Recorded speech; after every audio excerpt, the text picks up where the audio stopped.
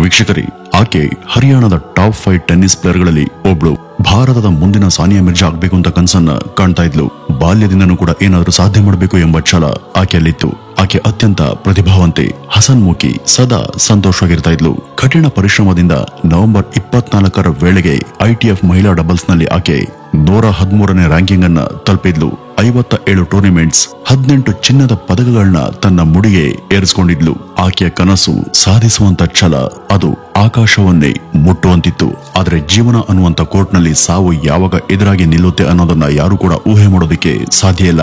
ಇಷ್ಟೆಲ್ಲ ಕನಸು ಮತ್ತು ಆಕಾಂಕ್ಷೆಗಳೊಂದಿಗೆ ಬದುಕ್ತದಂತ ಆಕೆ ಇದ್ದಕ್ಕಿದ್ದ ಹಾಗೆ ನಿಗೂಢವಾಗಿ ಸಾವನ್ನಪ್ಪಿದ್ಲು. ಆಕೆ ಮಾಡದಂತ ಯಾವ ತಪ್ಪು ಅವಳಿಗೆ ಈ ಒಂದು ಶಿಕ್ಷೆನ ವಿಧಿಸ್ತು. ಇದರಿಂದ ಅವಳು ಕನಸು ಮಾತ್ರ ಅಲ್ಲ, ಸಂಪೂರ್ಣ ಜೀವನವೇ ನಾಶವಾಗಿ ಹೋಗಿತ್ತು.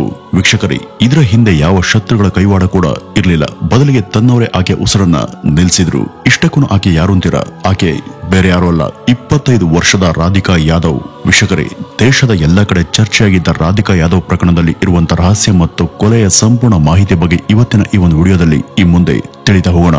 ವೀಕ್ಷಕರೇ, ಅದು ಇದೇ 2025ರ ಜುಲೈ 10ನೇ ತಾರೀಕು ಗುರುಗ್ರಾಮದ ಸೆಕ್ಟರ್ 57ರ ಸುಶಾಂತ್ ಲೋಕ್ ಎಂಬ ಪ್ರದೇಶದಲ್ಲಿ ಕುಟುಂಬದೊಂದಿಗೆ ವಾಸ ಇದ್ದಂತ ರಾಧಿಕಾ ಅವತ್ತು ಬೆಳಗ್ಗೆ ಬಹಳ ಸಂತೋಷದಿಂದನೇ, ಏಕೆಂದ್ರೆ ಅವತ್ತು ಆಕೆಯ ತಾಯಿಯ ಹುಟ್ಟುಹಬ್ಬ ಇತ್ತು. ತನ್ನ ತಾಯಿಗೆ ಜ್ವರ ಇದ್ದಂತ ಕಾರಣದಿಂದ ರಾಧಿಕಾ ಸ್ವತಃ ಅಡಿಗೆ ಮನೆಗೆ ಹೋಗಿ ಅವ್ರಿಗಾಗಿ ಒಂದು ವಿಶೇಷ ಅಡಿಗೆಯನ್ನ ತಯಾರು ಮಾಡಿದ್ಲು. ಅದನ್ನ ತೋರಿಸಿ ಅವ್ರಿಗೆ ಸರ್ಪ್ರೈಸ್ ಕೊಡ್ಬೇಕು ಅಂತ ಪ್ಲಾನ್ ಮಾಡಿದ್ಲು. ಬೆಳಗ್ಗೆ ಸುಮಾರು 10:30ರ ವೇಳೆಗೆ ಆ ಮನೆಯ ಗ್ರೌಂಡ್ ಫ್ಲೋರ್ ನಲ್ಲಿ ಇದ್ದಂತ ರಾಧಿಕಾಳ ಚಿಕ್ಕಪ್ಪ ಕುಲ್ದೀಪ್ ಮತ್ತು ಅವ್ರ ಮಗ ಪಿಯೂಷ್ಗೆ ಒಂದು ವಿಚಿತ್ರವಾದಂತ ಒಂದು ಜೋರದ ಶಬ್ದ ಕೇಳಿಸುತ್ತೆ. ಆ ಒಂದು ಶಬ್ದ ಆ ಮನೆಯ ಫಸ್ಟ್ ಫ್ಲೋರ್ ನ ಅಡಿಗೆ ಮನೆಯಿಂದನೇ ಕೇಳಿಸಿತ್ತು. ಬಹುಶಃ ಕುಕ್ಕರ್ ಬ್ಲಾಸ್ಟ್ ಆಗಿರ್ಬೋದು ಅಂತ ಊಹೆ ಮಾಡಿ ಅವರು ತಕ್ಷಣ ಅಲ್ಲಿಗೆ ಓಡ್ ಬರ್ತಾರೆ. ಆದ್ರೆ ಅಡುಗೆ ಮನೆಗೆ ಕಾಲಿಟ್ಟಾಗ ಅವರ ಎದೆ ಬಡಿತಾನೆ ನಿಂತು ಹೋಗಿತ್ತು. ಏಕೆಂದ್ರೆ ತನ್ನ ತಾಯಿಗೋಸ್ಕರ ವಿಶೇಷವಾದಂತ ಅಡಿಗೆಯನ್ನ ತಯಾರು ಮಾಡ್ತಿದ್ದಂತ ರಾಧಿಕಾ ರಕ್ತದ ಮಡುವಲ್ಲಿ ಬಿದ್ದಿದ್ಲು. ತಕ್ಷಣ ಅಲ್ಲಿದ್ದವರು ರಾಧಿಕಾಳನ್ನ ಗುರುಗ್ರಾಮದ ಸೆಕ್ಟರ್ 56ರಲ್ಲಿ ಇದ್ದಂತ ಏಷ್ಯಾ ಮೆರಿಂಗೋ ಆಸ್ಪತ್ರೆಗೆ ಕರ್ಕೊಂಡು ಹೋಗ್ತಾರೆ. ಆದ್ರೆ ದುರಾದೃಷ್ಟವಶಾತ್ ಸಮಯ ಆದಾಗ್ಲೇ ಮೀರು ಹೋಗಿತ್ತು. ರಾಧಿಕಾ ಆದಾಗ್ಲೇ ತನ್ನ ಕೊನೆ ಉಸಿರನ್ನ ಎಳೆದಿದ್ಲು. ಆದ್ರೆ ಅವಳ ಸಾವಿನ ಹಿಂದೆ ಇದ್ದಂತ ಕಾರಣ ಕುಕ್ಕರ್ ಬ್ಲಾಸ್ಟ್ ಅಲ್ಲ, ಬದಲಿಗೆ ಗುಂಡೇಟಿಂದ ಸತ್ ಹೋಗಿದ್ಲು. ಇದು ಯಾವುದೋ ಆಕಸ್ಮಿಕ ಸಾವಾಗಿರ್ಲಿಲ್ಲ, ಬದಲಿಗೆ ಇದೊಂದು ಕೊಲೆಯಾಗಿತ್ತು. ಹೀಗಾಗಿ ಆಸ್ಪತ್ರೆಯವರು ಬೆಳಗ್ಗೆ ಸುಮಾರು 11:00ವರೆಗೆ ಪೊಲೀಸ್ ಸ್ಟೇಷನ್ಗೆ ಕರೆ ಮಾಡಿ ಈ ಒಂದು ವಿಷಯವನ್ನ ಮುಟ್ಟಿಸ್ತಾರೆ. ಪೊಲೀಸರು ಕೂಡಲೇ 2 ತಂಡಗಳನ್ನ ರಚನೆ ಮಾಡ್ತಾರೆ. ಒಂದು ತಂಡ ಆಸ್ಪತ್ರೆಗೆ ಒಂದು ವಿಚಾರಣೆ ಮಾಡಿದ್ರೆ, ಇನ್ನೊಂದು ತಂಡ ರಾಧಿಕಾಳ ಮನೆಗೆ ಹೋಗಿ ತನಿಖೆಯನ್ನ ಮಾಡ್ತಾರೆ. ಆರಂಭದಲ್ಲಿ ರಾಧಿಕಾ ಮನೆಯವರು ಕೂಡ ಸ್ಪಷ್ಟವಾಗಿ ಯಾವುದೇ ಉತ್ತರವನ್ನ ಕೊಡೋದಿಲ್ಲ. ಆ ಅಡುಗೆ ಮನೆಯ ಗೋಡೆಗಳ ಮೇಲೆ ಚಿಮ್ಮಿದ್ದಂತ ರಕ್ತದ ಗುರುತುಗಳನ್ನ ನೋಡದಂತ ಪೊಲೀಸರಿಗೆ ರಾಧಿಕಾಳನ್ನ ಅಡುಗೆ ಮನೆಯಿಂದನೇ ಯಾರೋ ಶೂಟ್ ಮಾಡಿ ಕೊಲೆ ಮಾಡಿದ್ದಾರೆ ಅಂತ ಸ್ಪಷ್ಟವಾಗಿತ್ತು. ಎಷ್ಟೇ ವಿಚಾರಣೆ ಮಾಡಿದ್ರೂ ಕೂಡ ರಾಧಿಕಾ ಮನೆಯವರು ಯಾವುದಕ್ಕೂ ಸರಿಯಾಗಿ ಸ್ಪಂದಿಸ್ತಾ ಇರಲಿಲ್ಲ. ತೀವ್ರವಾದಂತ ವಿಚಾರಣೆ ನಂತರ ಪೊಲೀಸರ ಮುಂದೆ ಒಂದು ದಂಗಾಗುವಂತ ಮಾಹಿತಿ ಹೊರಬರುತ್ತೆ. ಅದೇನಪ್ಪ ಅಂದ್ರೆ, ಈ ರಾಧಿಕಾಳನ್ನ ಕೊಂದದ್ದು ಬೇರೆ ಯಾರು ಅಲ್ಲ, ಸ್ವತಃ ಆಕೆ ತಂದೆ ದೀಪಕ್ ಯಾದವ್ ಅಂತ ಪೊಲೀಸರಿಗೆ ಗೊತ್ತಾಗುತ್ತೆ. ಪೊಲೀಸರ ವಿಚಾರಣೆಯಲ್ಲಿ ಆತ ಹೇಳಿದ್ದೇನಪ್ಪ ಅಂದ್ರೆ, ನಾನು ದುರಾದೃಷ್ಟವಶಾತ್ ನನ್ನ ಮಗಳನ್ನ ಕೊಂದು ಹಾಕ್ತೆ. ಕೆಲವು ದಿನಗಳ ಹಿಂದೆ ನನ್ನ ಮಗಳು ಬೆನ್ನಿಗೆ ಗಾಯ ಮಾಡ್ಕೊಂಡಿದ್ಲು. ಆ ಒಂದು ಕಾರಣದಿಂದ ಅವಳು ಟೆನ್ನಿಸ್ ಅನ್ನ ಆಡ್ತಾ ಇರ್ಲಿಲ್ಲ. ಬದಲಿಗೆ ಅವಳು ತನ್ನದೇ ಆದಂತ ಒಂದು ಅಕಾಡೆಮಿಯನ್ನ ಶುರು ಮಾಡಿದ್ಲು. ಅಲ್ಲಿ ಮಕ್ಕಳಿಗೆ ಕೋಚಿಂಗ್ ಅನ್ನ ಕೊಡ್ತಾ ಇದ್ಲು. ನಾನು ವಜೀರಾಬಾದ್ ಗ್ರಾಮದ ದಾರಿಯಲ್ಲಿ ಹಾಲನ್ನ ತರುವಂತ ಸಮಯದಲ್ಲಿ ನನ್ನನ್ನ ನೋಡದಂತ ಗ್ರಾಮಸ್ಥರು, ನೀನು ನಿನ್ನ ಮಗಳ ಕೈಯಲ್ಲಿ ದುಡಿಸ್ಕೊಂಡು ತಿಂತಿದ್ದೀಯಾ, ಒಂದು ಹೆಣ್ಣಿನ ದುಡಿಮೆಯಲ್ಲಿ ಜೀವನವನ್ನ ಮಾಡ್ತಿದೀಯ ಅಂತ ಹೀಯಾಳಿಸಿ ಮಾತನಾಡ್ತಾ ಇದ್ರು. ಇದನ್ನೆಲ್ಲ ಕೇಳಿ ಬೇಸತ್ತಿದ್ದಂತ ನಾನು ನನ್ನ ಮಗಳ ಬಳಿ ಹೋಗಿ ಆ ಅಕಾಡೆಮಿಯನ್ನ ಮುಚ್ಚಿಬಿಡೋಣ ಅಂತ ಸಾಕಷ್ಟು ಬಾರಿ ಹೇಳಿದ್ದೆ. ಆದ್ರೆ ಆಕೆ ಅದಕ್ಕೆ ಒಪ್ಲಿಲ್ಲ. ನಾನು ಎಲ್ಲಾ ರೀತಿ ಹೇಳಿ ಅರ್ಥ ಮಾಡಿಸೋದಕ್ಕೆ ಪ್ರಯತ್ನ ಪಟ್ಟೆ, ಆದ್ರೆ ಆಕೆ ಏನನ್ನು ಕೂಡ ಕೇಳೋದಿಕ್ಕೆ ಸಿದ್ಧ ಇರಲಿಲ್ಲ. ಈ ಒಂದು ವಿಷಯ ನನ್ನ ಮನಸ್ಸಲ್ಲಿ ನಿತ್ಯ ಕೂಡ ಕಾಡ್ತಾ ಇತ್ತು. ಇದರಿಂದ ನನ್ನ ಗೌರವಕ್ಕೆ ಧಕ್ಕೆ ಆಗ್ತಿದೆ ಎಂಬ ಆಲೋಚನೆ ನನಗೆ ಉಂಟಾಯಿತು. ಹಾಗಾಗಿ ನನ್ನ ಮಾನಸಿಕ ಸ್ಥಿತಿನೇ ಸರಿ ಇರಲಿಲ್ಲ. ಈ ಒಂದು ಒತ್ತಡದಲ್ಲಿ ನಾನು ನನ್ನ ಲೈಸೆನ್ಸ್ ರಿವಾಲ್ವರ್ ಅನ್ನ ತಗೊಂಡೆ. ಆಗ ನನ್ನ ಮಗಳು ರಾಧಿಕಾ ಯಾದವ್ ಅಡುಗೆ ಮನೆಯಲ್ಲಿ ಅಡುಗೆ ಮಾಡ್ತಾ ಇದ್ಲು. ನಾನು ಅವಳ ಹಿಂದೆ ನಿಂತು ಅವಳ ಬೆನ್ನಿಗೆ ನಿರಂತರವಾಗಿ ಗುಂಡನ್ನ ಹಾರಿಸಿ ಕೊಲೆ ಮಾಡದಂತ ಈ ದೀಪಕ್ ಪೊಲೀಸರ ಮುಂದೆ ಹೇಳ್ಕೊಂಡಿದ್ದ. ಆತನ ಹೇಳಿಕೆ ಎಷ್ಟು ಸ್ಪಷ್ಟವಾಗಿತ್ತು ಅಂದ್ರೆ, ಅದು ಶುದ್ಧ ಸುಳ್ಳು ಅಂತ ಅಷ್ಟೇ ಸ್ಪಷ್ಟವಾಗಿ ಗೊತ್ತಾಗ್ತಾ ಇತ್ತು. ಹೌದು ವೀಕ್ಷಕರೇ, ಇದನ್ನ ಅರ್ಥ ಮಾಡ್ಕೊಳ್ಳೋದಿಕ್ಕೆ ನೀವು ಮೊದಲು ದೀಪಕ್ ಮತ್ತು ರಾಧಿಕಾಳ ಹಿನ್ನೆಲೆಯನ್ನ ತಿಳಿಬೇಕು. ಹರಿಯಾಣದ ಗುರುಗ್ರಾಮದಲ್ಲಿ ವಾಸ ಇದ್ದಂತ ಈ ದೀಪಕ್ ಯಾದವ್ ಒಬ್ಬ ಯಶಸ್ವಿ ಬಿಲ್ಡರ್ ಆಗಿದ್ದ. ಆತನಿಗೆ ಬರ್ತಾ ಇದ್ದಂತ ಬಾಡಿಗೆ ಆದಾಯನೇ ಸುಮಾರು 1 ಲಕ್ಷಕ್ಕೂ ಹೆಚ್ಚಿತ್ತು. ಸುಮಾರು 25 ವರ್ಷಗಳ ಹಿಂದೆ ಅಂದ್ರೆ 2000 ಇಸ್ವಿ ಮಾರ್ಚ್ 23ನೇ ತಾರೀಕು ಈ ಕುಟುಂಬದಲ್ಲಿ ರಾಧಿಕಾ ಜನಿಸಿದ್ಲು. ಆರ್ಥಿಕವಾಗಿ ಚೆನ್ನಾಗಿದ್ದಂತ ಕಾರಣದಿಂದ ದೀಪಕ್ ಯಾದವ್ ತಮ್ಮ ಮಗಳನ್ನ Scottish high inter national school ಎಂಬ ಪ್ರೀಮಿಯಂ ಶಾಲೆಗೆ ಸೇರಿಸಿದ್ದ. ಇದರ ವಾರ್ಷಿಕ ಫೀಸ್ ಲಕ್ಷಾಂತರ ರೂಪಾಯಿ ಅಷ್ಟಿತ್ತು. ಈ ರಾಧಿಕಾ ವಿದ್ಯಾಭ್ಯಾಸ ಜೊತೆಗೆ ಬಹಳ ಚಿಕ್ಕ ವಯಸ್ಸಿನಲ್ಲಿಯೇ ಟೆನ್ನಿಸ್ ಅನ್ನ ಆಡ್ತಾ ಇದ್ಲು. ಆ ಒಂದು ಆಟದ ಮೇಲೆ ಇದ್ದಂತ ಆಸಕ್ತಿ, ಆಕೆಯ ಪರಿಶ್ರಮ, ಪ್ರಯತ್ನಗಳನ್ನ ನೋಡ್ತಾ ಇದ್ರೆ ಒಂದಿನ ಈ ರಾಧಿಕಾ ದೇಶದ ಮುಂದಿನ ಸಾನಿಯಾ ಮಿರ್ಜಾ ಆಗ್ತಾಳೆ ಎಂಬುದು ಸ್ಪಷ್ಟವಾಗಿ ಅರ್ಥ ಆಗ್ತಾ ಇತ್ತು. ಟೆನ್ನಿಸ್ ನಲ್ಲಿ ರಾಧಿಕಾ ದೊಡ್ಡ ಸಾಧನೆ ಮಾಡ್ತಾಳೆ ಎಂಬ ನಂಬಿಕೆ ಎಲ್ಲರಿಗಿಂತ ಹೆಚ್ಚಾಗಿ ಆಕೆಯ ತಂದೆಯಾದಂತ ದೀಪಕ್ ಯಾದವ್ಗೆ ಇತ್ತು. ಆದ್ರೆ ಅದೇ ತಂದೆ ಈಗ ತನ್ನ ಮಗಳ ಹತ್ಯೆಗೆ ಸಮಾಜದ ಟೀಕೆಗಳು ಕಾರಣ ಅಂತ ಹೇಳ್ತಿದ್ದಾನೆ.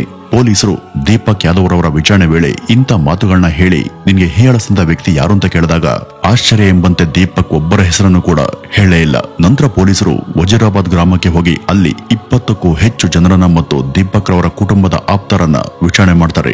ಆದ್ರೆ ಇಂಥ ಮಾತುಗಳನ್ನ ಯಾರು ಕೂಡ ಹೇಳಿಲ್ಲ ಅಂತ ಅವರು ತಿಳಿಸ್ತಾರೆ.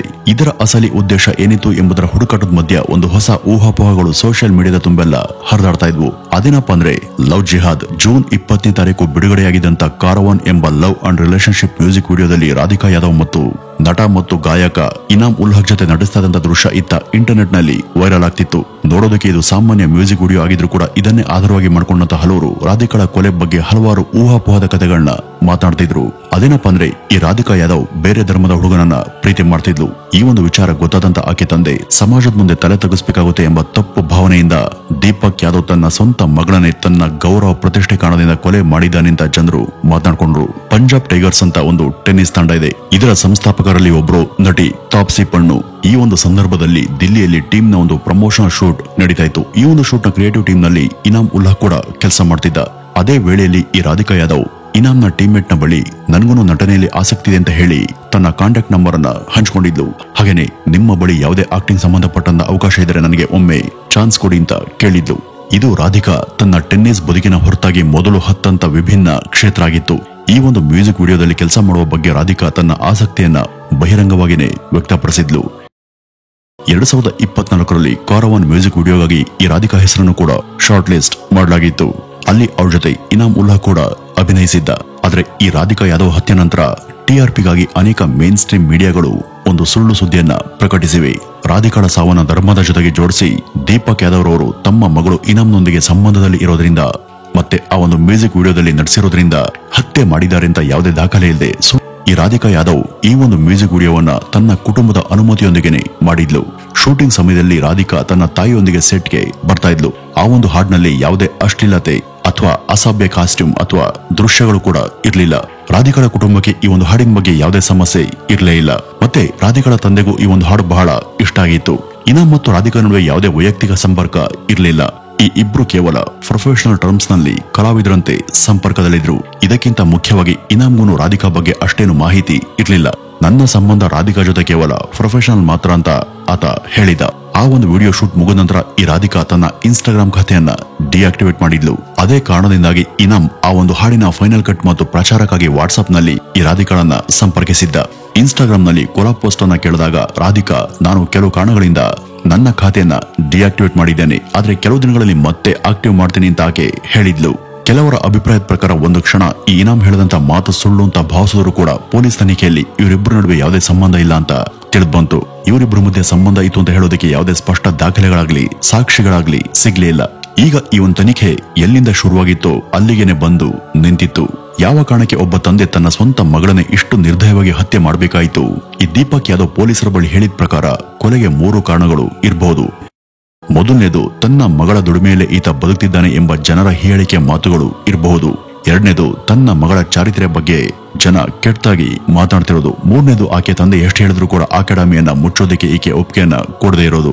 ಆಶ್ಚರ್ಯ ಅಂದ್ರೆ ದೀಪಕ್ ಯಾದವ್ ರವರು ತಮ್ಮ ಮಗಳನ್ನ ಬಹಳ ಚಿಕ್ಕ ವಯಸ್ಸಿನಿಂದಲೇ ಟೆನ್ನಿಸ್ ಆಡೋದಕ್ಕೆ ಪ್ರೋತ್ಸಾಹಿಸಿಕೊಂಡು ಬಂದಿದ್ರು.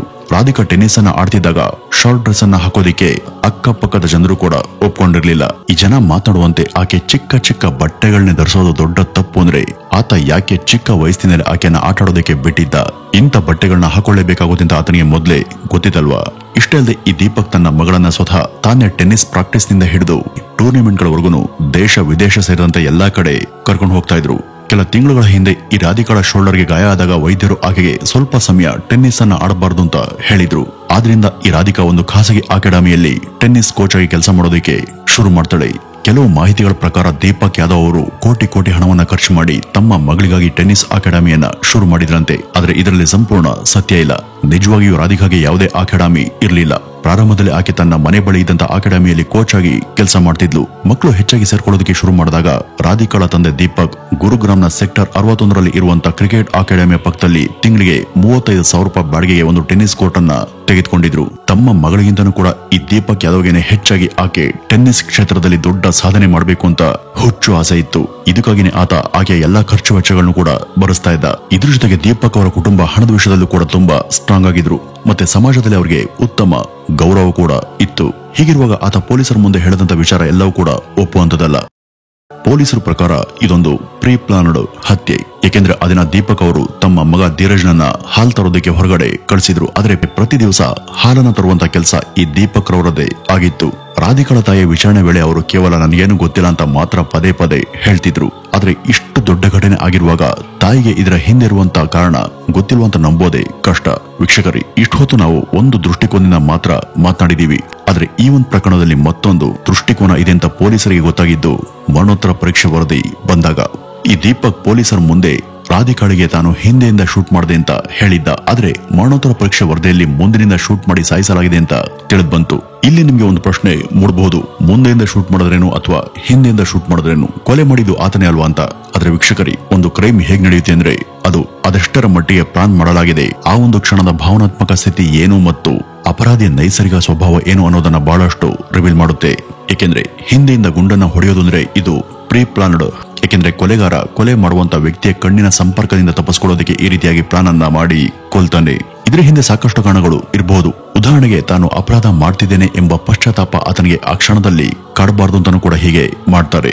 ಇನ್ನು ಮುಂಭಾಗದಿಂದ ಗುಂಡನ್ನ ಹಾರಿಸೋದು ಅಂದ್ರೆ ಅಪರಾಧ, ಕೋಪ, ಆಕ್ರೋಶ ಅಥವಾ ತೀವ್ರ ಭಾವನೆಯಲ್ಲಿ ನಡೆದಿರುವಂತಹ ಸೂಚನೆಯನ್ನ ಕೊಡುತ್ತೆ. ಇಂಥ ಸಂದರ್ಭಗಳಲ್ಲಿ ಆ ಹಂತಕ ವಿಕ್ಟಮ್ನ ಕಣ್ಣಲ್ಲಿ ಕಣ್ಣಿಟ್ಟು ಬಹಳ ಆಕ್ರೋಶದಿಂದ ಕೋಪದಿಂದ ಕೊಲೆ ಮಾಡಿರ್ತಾನೆ. ಇದು ಯಾವುದೇ ಪ್ರೀ ಪ್ಲಾನ್ ಹತ್ಯೆ ಅಲ್ಲ. ಆ ಒಂದು ಕ್ಷಣದಲ್ಲಿ ನಡೆದಂತ ಉದ್ವೇಗ, ಕೋಪನೆ ಆ ಒಂದು ಹತ್ಯೆಗೆ ಕಾರಣ ಆಗಿರುತ್ತೆ.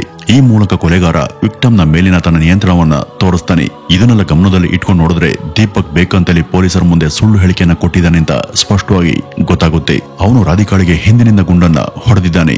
ಇದರಿಂದ ಅವನು ಈ ಇಡೀ ಘಟನೆ ಆಕಸ್ಮಿಕವಾಗಿ ಅಲ್ಲ, ಇದು ಪೂರ್ವ ನಿಯೋಜಿತವಾಗಿ ನಡೆದಿದೆ ಅಂತ ಆತ ತೋರಿಸಬೇಕು ಅಂತಿದ್ದ. ಏಕೆಂದ್ರೆ ಪೂರ್ವ ನಿಯೋಜಿತ ಕೊಲೆಗಳಿಗೆ ಐಪಿಸಿ ಸೆಕ್ಷನ್ 302 ಅಥವಾ ಬಿಎನ್ಎಸ್ ಸೆಕ್ಷನ್ 1001 ಅಡಿಯಲ್ಲಿ ಗಲ್ಲು ಶಿಕ್ಷೆ ಅಥವಾ ಜೀವಾವಧಿ ಶಿಕ್ಷೆಯನ್ನ ವಿಧಿಸಲಾಗುತ್ತೆ. ಅದೇ ಆಕಸ್ಮಿಕವಾಗಿ ಹತ್ಯೆ ಆದ್ರೆ ಇದಕ್ಕೆ ಐಪಿಸಿ ಸೆಕ್ಷನ್ 304 ಅಥವಾ ಬಿಎನ್ಎಸ್ ಸೆಕ್ಷನ್ 106 ಅಡಿಯಲ್ಲಿ ಗರಿಷ್ಠ ಶಿಕ್ಷೆ ಅಥವಾ 10 ವರ್ಷ ಜೈಲು ಶಿಕ್ಷೆಯನ್ನ ಕೊಡಲಾಗುತ್ತೆ. ಇದರಲ್ಲಿ ಸ್ಪಷ್ಟವಾಗಿ ಅರ್ಥ ಮಾಡ್ಕೊಳ್ಳೋದು ಏನಂದ್ರೆ ಕೊಲೆ ಮಾಡಿದ ನಂತರ ದೀಪಕ್ಗೆ ಪಾಪ ಪ್ರಜ್ಞೆ ಮತ್ತು ಪಶ್ಚಾತ್ತಾಪ ಕಾಡತೊಡಗಿತ್ತು. ಹೀಗಾಗಿ ಹೆಚ್ಚಿನ ಶಿಕ್ಷೆಯನ್ನ ಪಡೆಯುವಂತ ಉದ್ದೇಶದಿಂದನೇ ಈ ರೀತಿಯಾಗಿ ಪೊಲೀಸರ ಮುಂದೆ ಆತ ಸುಳ್ಳನ್ನ ಹೇಳಿದ್ದ. ಈ ದೀಪಕ್ ತನಗೆ ಕೋರ್ಟ್ ಗಲ್ಲು ಶಿಕ್ಷೆನೆ ವಿಧಿಸಬೇಕು ಅಂತ ಆತ ಬಯಸಿದ್ದ. ಹಾಗಾಗಿ ದೀಪಕ್ ಯಾದವ್ ಬಂಧನವಾದ ನಂತರ ತಮ್ಮ ಅಣ್ಣ ವಿಜಯ್ ಯಾದವ್ಗೆ ನನಗೆ ಗಲ್ಲು ಶಿಕ್ಷೆ ಆಗಬೇಕು ಅಂತ ಪದೇ ಪದೇ ಹೇಳಿ ಪಶ್ಚಾತ್ತಾಪದಿಂದ ಗೋಳಾಡ್ತಿದ್ದ. ಮತ್ತೆ ಆತ ಪೊಲೀಸರ ಬಳಿಯಲ್ಲೂ ಕೂಡ ನನಗೆ ಗಲ್ಲು ಶಿಕ್ಷೆನ ವಿಧಿಸಿ ಅಂತ ಬೇಡ್ಕೊಳ್ತಿದ್ದ. ಆತ ತನ್ನ ಮಗಳಿಗೆ ಮುಂದಿನಿಂದ ಒಂದಲ್ಲ ಎರಡಲ್ಲ ನೇರವಾಗಿ 4 ಗುಂಡುಗಳನ್ನ ಹೊಡೆದಿದ್ದ. ಕ್ರಿಮಿನಾಲಜಿಯಲ್ಲಿ ಇದನ್ನ ಓವರ್ ಕಿಲ್ ಅಂತ ಕರೀತಾರೆ. ಕ್ರಿಮಿನಲ್ ಸೈಕಾಲಜಿ ಪ್ರಕಾರ ಪೋಷಕರು ಮಾಡಿದ ಮಕ್ಕಳ ಕೊಲೆಯಂತ ಪ್ರಕರಣಗಳಲ್ಲಿ ಈ ರೀತಿಯ ಓವರ್ ಕಿಲ್ ಕೇವಲ ಮರಣದ ಸಂಕೇತ ಅಲ್ಲ, ಅದು ಒಂದು ದುಃಖ ಭರಿತವಾದಂತ ಚಿಹ್ನೆ ಆಗಿರುತ್ತೆ. ಅಂತ ಸಂದರ್ಭಗಳಲ್ಲಿ ಭಾವನೆಗಳು ಹೆಚ್ಚು ಆವರಿಸಿಕೊಳ್ತವೆ. ಅಲ್ಲಿ ಮಾನವೀಯತೆ ಮತ್ತು ಪ್ರೀತಿ ಇಲ್ಲದೆ ಬರೀ ಕೋಪ, ಅಸಹನೆ ಮತ್ತು ನೋವೇ ಉಳಿದಿರುತ್ತೆ. ಹತ್ಯೆ 2 ವಾರಗಳ ಹಿಂದೆ ಆ ಮನೆಯ ವಾತಾವರಣ ಸಂಪೂರ್ಣವಾಗಿ ಬದಲಾಗಿತ್ತು. ರಾಧಿಕಾ ತನ್ನ ತಂದೆ ಜೊತೆ ಅಲ್ಲದೆ ತಾಯಿಯ ಜೊತೆ ಕೂಡ ಅಕಾಡೆಮಿಗೆ ಹೋಗ್ತಾ ಇದ್ಲು. ಇನ್ನು ಮಾಧ್ಯಮಗಳಲ್ಲಿ ರಾಧಿಕಾ ತನ್ನ ಇನ್ಸ್ಟಾಗ್ರಾಮ್ ನಲ್ಲಿ ರೀಲ್ಸ್ ಅನ್ನ ಮಾಡ್ತಾ ಇದ್ದದೇ ಕೊಲೆಗೆ ಕಾರಣ ಅಂತ ಹೇಳಿದ್ರು. ಆದ್ರೆ ಪೊಲೀಸ್ ಇಲಾಖೆ ಸಾಮಾಜಿಕ ಜಾಲತಾಣಕ್ಕೂ ಮತ್ತು ರಾಧಿಕಾಳ ಕೊಲೆಗೂ ಯಾವುದೇ ಸಂಬಂಧ ಇಲ್ಲ ಅಂತ ಸ್ಪಷ್ಟೀಕರಿಸಿತ್ತು. ಪೊಲೀಸರು ಇದನ್ನ ಒಂದು ಓಪನ್ ಅಂಡ್ ಶಾರ್ಟ್ ಕೇಸ್ ಅಂತ ಪರಿಗಣಿಸಿದ್ರು. ಏಕೆಂದ್ರೆ ರಾಧಿಕಾಳ ತಂದೆ ಒಪ್ಪಿಕೊಂಡಿರೋದು ಹೊರತುಪಡಿಸಿ ಈ ಒಂದು ಪ್ರಕರಣದಲ್ಲಿ ಬೇರೆ ಯಾವುದೇ ಕಾರಣಗಳು ಇವೆ ಎಂಬುದಕ್ಕೆ ಯಾವ ಸಾಕ್ಷಿಗಳು ಕೂಡ ಪೊಲೀಸರಿಗೆ ಇಲ್ಲಿ ಸಿಕ್ಕಿಲ್ಲ. ರಾಧಿಕಾಳ ಇನ್ಸ್ಟಾಗ್ರಾಮ್ ಅಕೌಂಟ್ ಕೂಡ ಪ್ರೈವೇಟ್ ಆಗಿತ್ತು. ಒಟ್ಟು 6 ಪೋಸ್ಟ್ಗಳು ಮತ್ತು 68 ಫಾಲೋವರ್ಸ್ ಮಾತ್ರ ಇದ್ರು. ಇಷ್ಟಾದ್ರೂ ಕೂಡ ಪೊಲೀಸರು ಪ್ರಕರಣದ ಉದ್ದೇಶ ಏನು ಎಂಬುದನ್ನ ಹುಡುಕ್ತಾ ಇದ್ರು. ಇದರ ಮಧ್ಯದಲ್ಲಿ ರಾಧಿಕಾಳ ಅತ್ಯಂತ ಆತ್ಮೀಯ ಸ್ನೇಹಿತೆಯಾಗಿದೆ ಅಂತ ಹಿಮಾಂಶಿಕಾ ಒಂದು ವಿಡಿಯೋವನ್ನ ಸೋಷಿಯಲ್ ಮೀಡಿಯಾದಲ್ಲಿ ಹರಿಬಿಡ್ತಾಳೆ. ಈ ಹಿಮಾಂಶಿಕಾ ಕೂಡ ಒಬ್ಬ ಟೆನ್ನಿಸ್ ಪ್ಲೇಯರ್ ಮತ್ತು ಕಳೆದ 10 ವರ್ಷಗಳಿಂದ ರಾಧಿಕಾಳೊಂದಿಗೆ ಇದ್ದವಳು. ಒಂದು ವಿಡಿಯೋದಲ್ಲಿ ರಾಧಿಕಾಳ ವೈಯಕ್ತಿಕ ಜೀವನ ಮತ್ತು ಆಕೆ ಕುಟುಂಬದ ಬಗ್ಗೆ ಸಾಕಷ್ಟು ಬೆಚ್ಚಿ ಬೀಳಿಸುವಂತ ಮಾಹಿತಿಯನ್ನ ಆಕೆ ಕೊಟ್ಟಿದ್ಲು.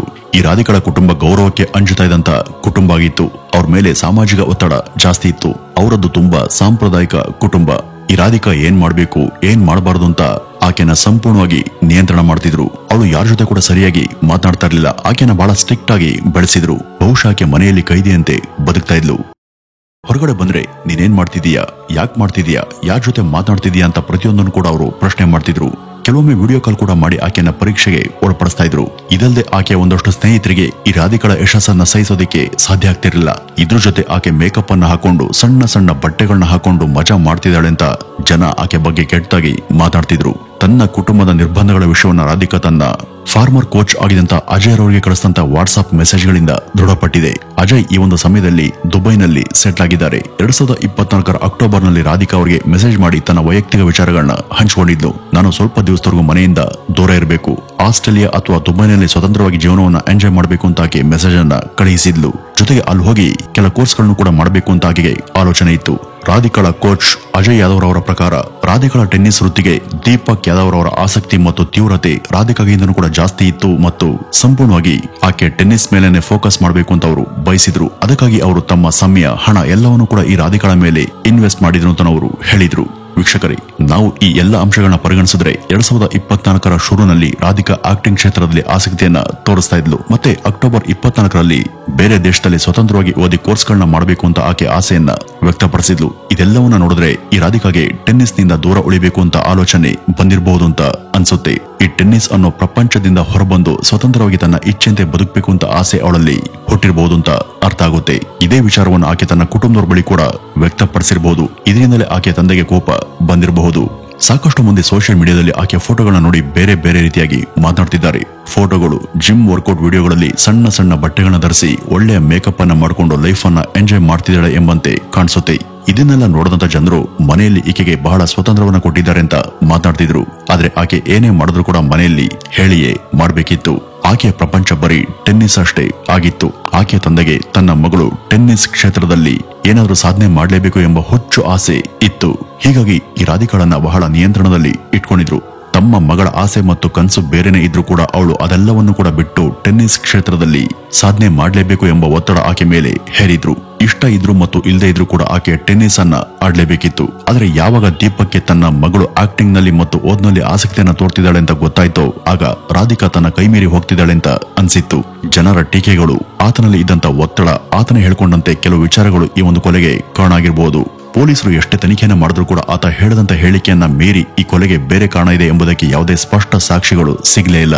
ತಂದೆಗೆ ಮಗಳ ಆಸೆ ಮತ್ತು ಕನಸಿಗಿಂತ ತನ್ನ ಇಚ್ಛೆನೆ ಮುಖ್ಯ ಅಂತ ಅನ್ಸಿ ಕೋಪದಿಂದ ಆಕೆ ಕಥೆಯನ್ನ ಮುಗಿಸ್ತಾ ಕೊಲೆ ಮಾಡಿದ ನಂತರ ಈಗ ಪಶ್ಚಾತ್ತಾಪ ಅವನನ್ನ ಸುಡ್ತಾ ಇದೆ. ವೀಕ್ಷಕರೇ, ಎಲ್ಲ ತಂದೆ ತಾಯಿಗೂ ಕೂಡ ಮಕ್ಕಳ ಆಸೆ ಕನಸೆ ಮುಖ್ಯ ಆಗಿರುತ್ತೆ. ಆದ್ರೆ ಇಲ್ಲೊಬ್ಬ ತಂದೆ ತನ್ನ ಸ್ವಾರ್ಥಕ್ಕೆ ತಾನೇ ಜನ್ಮ ಕೊಟ್ಟಂತ ಮಗಳನ್ನ ಈ ರೀತಿ ಕೊಂದ್ ಮುಗಿಸಿದ್ದ. ಇಂಥವ್ರಿಗೆ ನೀವೇನ್ ಹೇಳ್ತೀರಾ? ಇದನ್ನ ಕಮೆಂಟ್ ನ ಮೂಲಕ ತಿಳಿಸಿ ಅಂತ ಹೇಳ್ತಾ ಇವತ್ತಿನ ಈ ಒಂದು ವಿಡಿಯೋವನ್ನ ಇಲ್ಲಿಗೆ ಮುಗಿಸೋಣ. ನಮಸ್ಕಾರ.